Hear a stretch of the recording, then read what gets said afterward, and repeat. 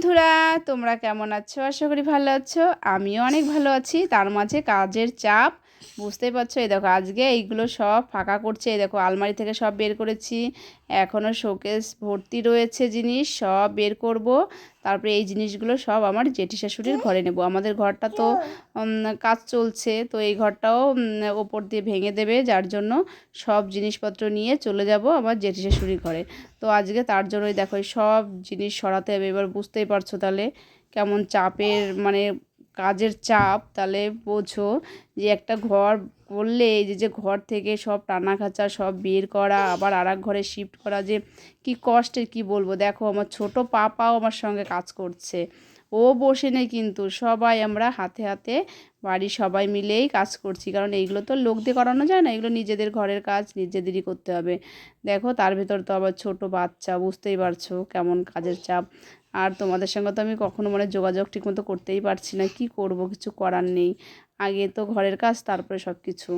তো এই ঘরের কাজটা হোক, তারপরে তো তোমাদের সঙ্গে সব সময় থাকবো, কি বন্ধুরা, কিছু করার তো নেই।